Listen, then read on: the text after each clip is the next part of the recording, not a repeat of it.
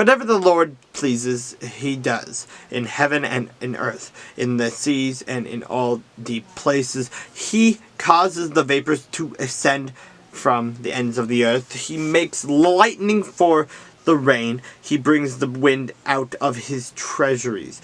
He destroyed the firstborn of Egypt, both of man and beast. He sent signs and wonders into the midst of you, Egypt, O Egypt, upon Pharaoh and all his servants. He defeated many nations and slew mighty kings.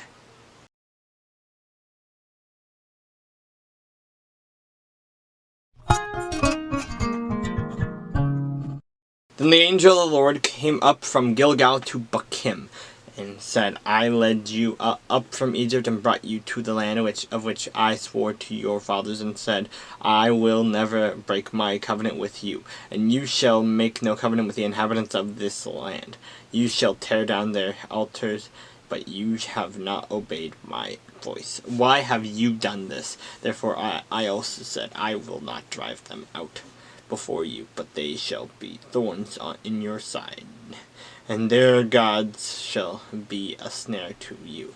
So it was, when the angel of the Lord spoke these words to all the children of Israel, that the people lifted up their voices and wept.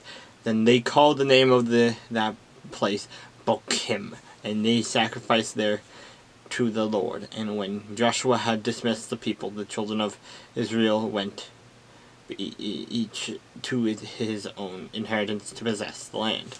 So the people served the Lord all the days of Joshua and all the days of the elders who outlived Joshua, who had seen all the great works of the Lord, which he had done for Israel. Now Joshua the son of Nun, the servant of the Lord, died when he was 110 years old, and they buried him in the border of his inheritance at Timnath Heres in the mountains of Ephraim, on the north side of Mount Gash.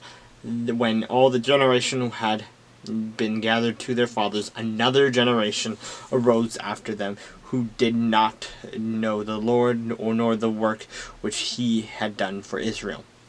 Then the children of Israel did evil in the sight of the Lord, and served the Baals, and they forsook the Lord God of their fathers, who had brought them out of the land of Egypt, and they followed other gods from among the gods of the people who were all around them, and they bowed down to them, and they provoked the Lord to anger. They forsook the Lord and served Baal and Ashtoreth, and the anger of the Lord was hot against Israel, so he delivered them into the hands of the plunderers who despoiled them, and he sold them into the hands of their enemies all around, so that they could no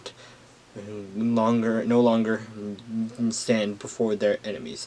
Wherever they went out, the hand of the Lord was against them for calamity, as the Lord had said, and as the Lord had sworn to them, and they were greatly distressed. Nevertheless, the Lord raised up the judges who delivered them out of the hand of those who plundered them.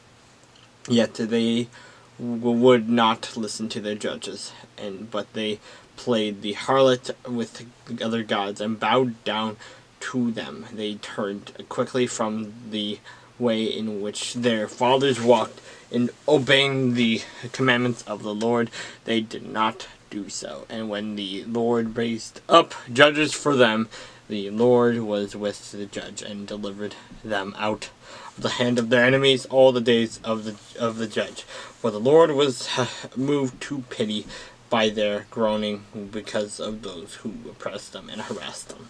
And it came to pass, when the judge was dead, that they reverted and behaved more corruptly than their fathers by following other gods to serve them and bow down to them. They did not cease from their own doings, nor from their stubborn way. And then the anger of the Lord was hot against Israel, and he said, because this nation was transgressed by a covenant which I commanded their fathers, and had not heeded my voice, I also will no longer drive out before them any of the nations which Joshua left when he died, so that through them I may test them whether they will keep the ways of the Lord or to walk in them as their fathers kept them, or not. Therefore the Lord left those nations without driving them out immediately, nor did he deliver them into the hand of Joshua.